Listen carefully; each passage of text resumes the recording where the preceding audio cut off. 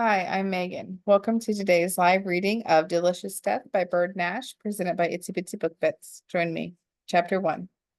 Be careful what you wish for, especially during the season of the dead.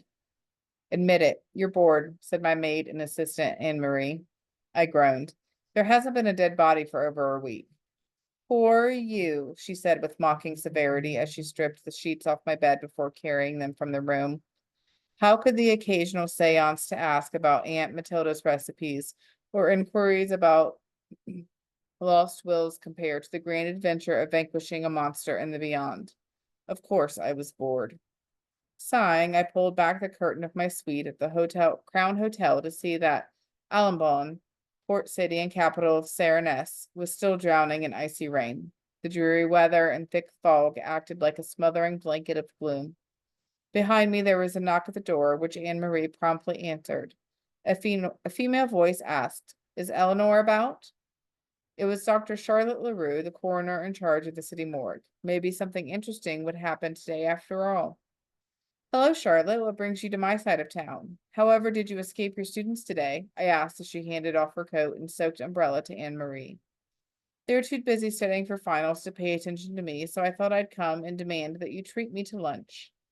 Charlotte was in her 50s, a thin, wiry woman with an oval face, a beaky nose, and prominent brown eyes. Today she wore her usual about town mannish outfit of trousers, vests, and frock coat. The fabric was a gray tweed with a stock tie of small gray dots on a field of black. We can catch up on the gossip, she said, rubbing her chilled hands briskly. The Crown Hotel was one of 3 luxury hotels in Allenbon that offered residency suites. My suite included a master bedroom with an attached bathroom, a sitting room, a kitchenette, and a small room for a personal servant. Most meals I took in their banquet hall. When it was closed, I dined out or had a light tea in my suite. Charlotte and I chatted as we made our way down the carpeted stairs. It was past the prime lunch hour, and the main lobby was quiet, with only a few of the regulars reading newspapers in their favorite chairs. There's been a shocking lack of dead bodies, was Dr. LaRue's comment, and her carrying voice, along with her unconventional outfit for a woman, received a few outraged male stares from behind rustling papers. I was complaining about the same thing myself, I confided more quietly. So boring that no one of interest has died in some violent, horrible manner in these past few months. Tall, narrow windows lined one wall of the Crown's dining room, facing the street. The rain glazed the windows to gray, and it was no surprise that no one, not even a newsboy, braved the wet promenade. Let's sit by the fireplace and shake off some of the damp, I suggested. The hotel's massive hearth gave off a cheerful warmth, and the paneled walls of deep mahogany wood, despite the size of the room, made for a cozy spot. The head waiter handed us cards printed with the day's specials. Where is everyone today, Pierre? I thought the restaurant would be busy. Many are taking lunch in their rooms, madame. Is there any mulled wine to be had today? Oh, yes, madame. Shall I bring you some? We both nodded in agreement, and after he had left with our order, Charlotte and I got down to a good chat. Haven't seen Inspector Barbier for at least a month, the doctor spoke in her habitual abrupt way, thinking the Guardia might be ailing. I stopped by the gendarme to check on him. Barbier is as bored as we, and it said it's all been domestic incidents. Nothing brings out the nasty at home more than being cooped indoors. Nothing really juicy for us to sink our teeth into. I asked, do you think it's pathetic that we wish people would die for our entertainment? Not pathetic at all. Some might call it ghoulish, but those are ordinary people living dull lives. It wasn't long before pewter mugs filled with spiced wine, a warm soup starter, and a basket of rolls made it to our table.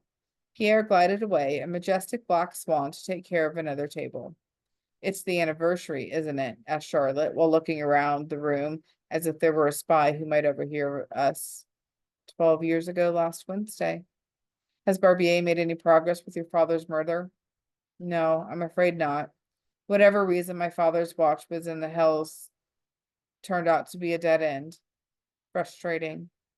Barbier and I had bonded that awful day 12 years ago. After discovering my father, I'd run into the street screaming for help, and it had been Barbier walking the street as a sergeant who had responded to my pleas.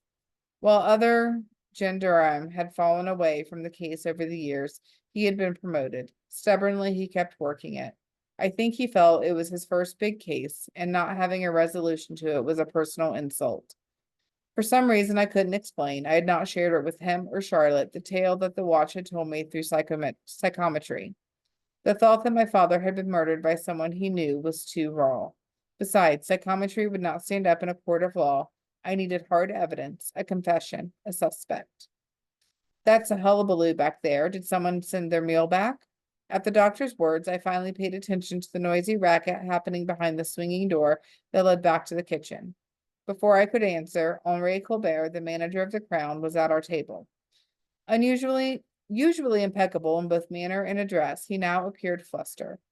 Madame Chalamet, his tone spoke of urgency and privacy as he cleared his throat before saying in a strained voice, "There is a disagreement in the kitchen between Chef Peterson and his companion."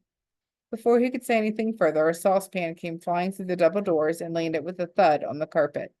The few diners in the hall stopped eating and stared at the cookware in stunned disbelief. A rush of excited chatter followed.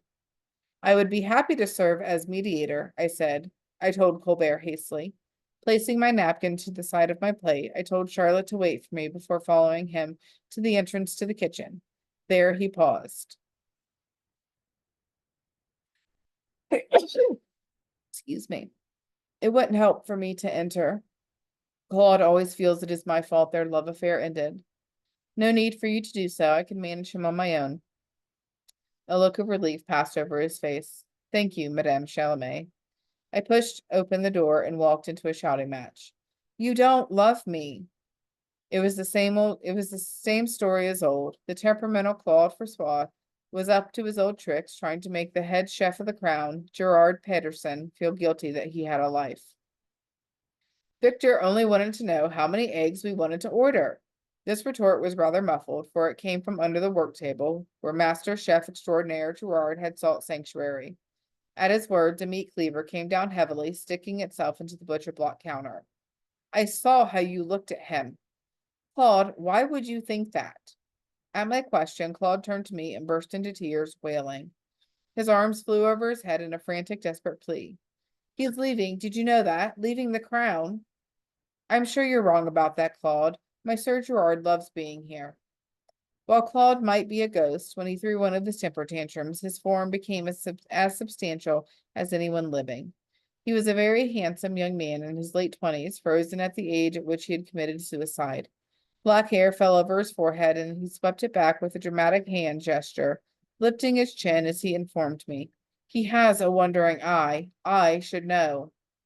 I didn't want to get into an argument about who was right about something that had happened 3 years ago, when Gerard had made the mistake of kissing someone other than Claude. Yes, it had ended Claude's life, and it had been horrible. But on the other hand, wasn't terrorizing Gerard for years enough retribution? Perhaps if Claude hadn't died when he was young, his ghost would have had a better perspective about life. But then again, spirits gained power from extreme emotions, and it was his possessive jealousy that prevented him from traveling to the afterlife. Instead, as a noise ghost, he made random appearances in the earthly plane to torment Gerard, forcing the chef to regret having a fling with a sous chef 20 years his junior. He's not leaving the Crown, I stated firmly. From under the table, Gerard contradicted me. But I am, Madame Chalamet. Shocked at his desertion and the idea of no longer having access to my favorite dessert, it took me a moment to register the flurry of pots and pans that leapt from their hooks, smashing to the tile floor and making my ears ring. Generally, a ghost talker lets a noise ghost spend the energy they've gathered from the living. However, in a professional kitchen where there were far too many knives about, someone could get seriously hurt. Explain yourself, chef, I shouted over the din. It's for the royal competition, the winter revels. Oh, well, that explained everything. This year, the annual arts and skills competition sponsored by King Gennard was going to feature cooking. He's only leaving for the contest. You heard him, Claude. He will be back. No, he won't. He'll find another to love. The ghost was sobbing now, but at least it had stopped throwing things. It was winding down like a tired clock nearing the end. Claude, do you remember when you fell in love with Gerard? Wasn't it in the summer? No, it was in the spring. The cherry trees were blooming when I applied to work here at the Crown. Ghost followed patterns, and it was best for everyone to get Claude back to his old, comfortable memories, which held far more of a grip on his spirit than current events. Remember how you admired him? I prompted. More than anyone, I had met no one like him before. His energy. He cooked like a madman on fire. Such passion. The ghost lost himself in his reminiscence, and the solidity of his form frayed, the power maintaining his manifestation fading. I gestured for Gerard to come out from under the table. Did he feel the same way? I think so. I can't remember. Forgetting wasn't unusual. As time passed, ghosts lost the ability to hold their memories, a dementia that we often see in the living and a process greatly accelerated in the dead. The older the ghost, the less it really knew. I'm sure Gerard remembers, don't you, Chef? Prompted by me, Peterson knew what to say. After all, these scenes between him and the noise ghost were the reason I could afford a suite at the Crown. My job being to calm Claude down so Gerard could work his magic with food. They'd first asked me to dispossess him, a process of vanquishing a ghost from all three planes. But when I pointed out that that meant Claude's soul would be destroyed and never reach the afterlife, Gerard had changed his mind. Claude Forsaud was the most handsome assistant I ever had. I couldn't take my eyes off of him. How he trembled when I touched his hand holding the soup ladle. There was a sigh, a light breeze stirred my hair, and what was left of Claude expired, snuffed out until the next time it sucked up enough energy to cause chaos again. He's gone. At my words, he gave a heavy sigh and started shaking his head, throwing his hands up. When will Claude give up? It's been 3 years already. Was there something that set him off? I asked. Victor was asking about the egg order. He's one of our suppliers. He touched my arm and then Claude exploded. Gerard rubbed his bald pate with both hands. It was something hard to reconcile Claude's growing description of his lover Gerard. He had jowls, even a double chin, and small raisin eyes. But I had seen him in command of the kitchen, so understood Claude's infatuation. The man transformed when preparing food. He was a general leading the charge when it was the dinner hour, an artist consumed by his talent who produced food fit for royalty.